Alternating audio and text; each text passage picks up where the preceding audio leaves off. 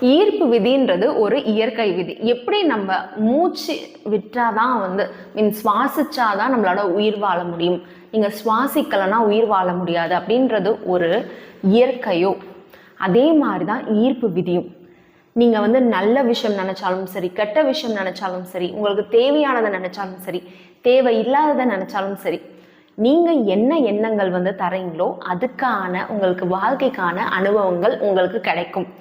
இந்த ஈர்ப்பு விதி இது உங்களுக்கு தேவையில்லாத விஷயம்னு யோசிக்காது. நீங்கள் எக்ஸாம்பிளுக்கு உங்களுக்கு இப்போது நான் எக்ஸாமில் ஃபெயில் ஆகிடுவேன் அப்படின்னு நீங்கள் நினைக்கிறீங்க. ஃபெயில் ஆகிட்டுனா என்ன பண்ணுறதுன்னா நீங்கள் ஃபெயில் தான் ஆவீங்க. இந்த எண்ணம் இவங்களுக்கு தேவையில்லாத எண்ணம், நம்ம அதனால இவங்களை பாஸ் பண்ண வைக்கணும், அதுக்கான இவங்களுக்கு ஆக்ஷன் தர வைக்கணும், இப்படியெல்லாம் ஈர்ப்பு விதி யோசிக்காது. நீங்கள் என்ன யோசிக்கிறீங்களோ, நீங்கள் என்ன உணர்ச்சிகளை தரீங்களோ அதுதான் ஈர்ப்பு விதி செயல்படுத்தும். ஈர்ப்பு விதி நீங்கள் என்ன சொல்கிறீங்களோ